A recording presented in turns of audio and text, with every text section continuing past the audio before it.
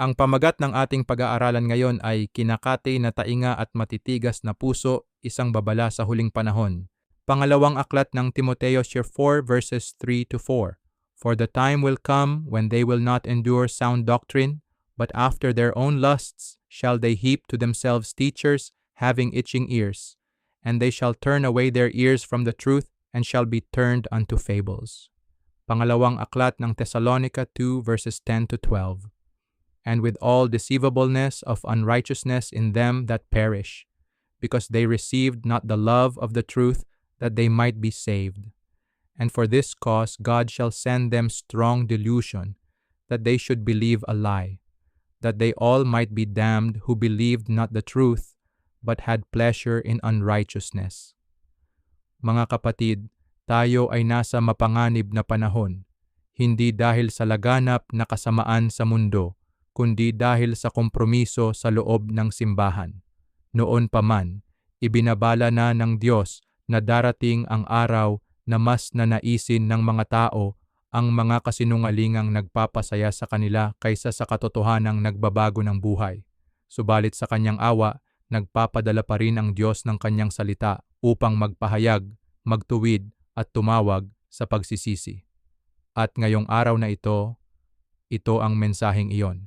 Isang mapanganib na hilig, kinakating tainga. Pangalawang aklat ng Timoteo 4 verse 3, For the time will come when they will not endure sound doctrine. Marami na ang ayaw makarinig ng pangangaral tungkol sa pagsisisi, kabanalan, at pagtanggi sa sarili. Mas gusto nilang marinig ang tungkol sa kasaganaan, personal na tagumpay, at magagaan na mensahe. Babala. Pwede kang regular na nasa simbahan, sumisigaw ng amen, pero matigas na pala ang iyong puso sa katotohanan.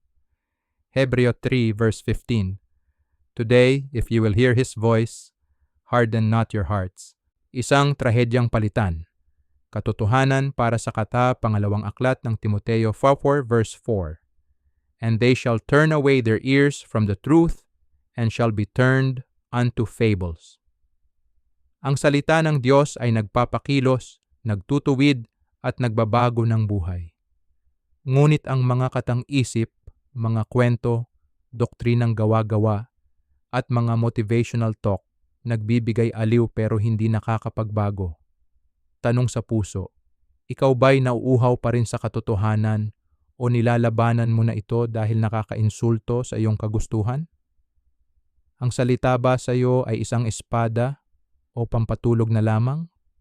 1:8 verse 32, And ye shall know the truth, and the truth shall make you free.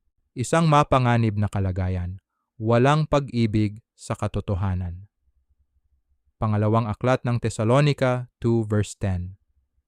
Because they received not the love of the truth, that they might be saved. Hindi lang gusto ng Diyos na tanggapin mo ang katotohanan, nais niyang mahalin mo ito. Sapagkat kapag ang puso'y ayaw sa katotohanan, darating ang panahon na ito'y maniniwala na sa kasinungalingan.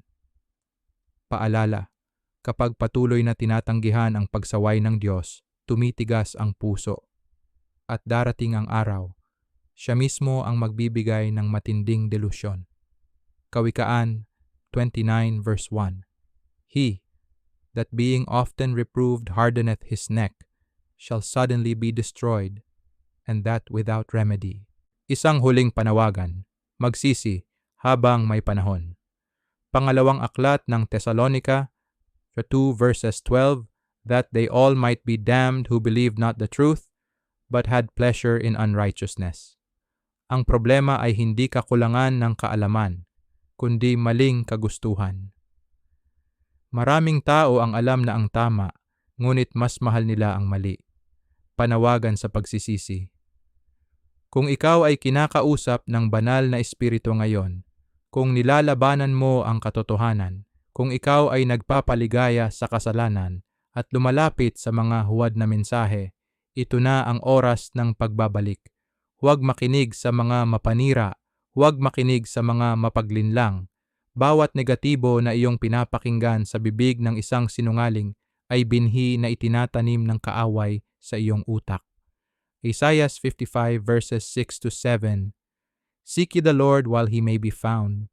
Call ye upon him while he is near. Let the wicked forsake his way, and the unrighteous man his thoughts, and let him return unto the Lord, and he will have mercy upon him. And to our God, for he will abundantly pardon. Bukas pa ang pintuan ng biyaya, ngunit hindi ito mananatiling bukas magpakailanman. Hindi na natin kayang maglaro ng relihiyon. Hindi na natin kayang baliwalain ang mga paalala ng Diyos. Ang banal na espiritu ay nangungusap ngayon.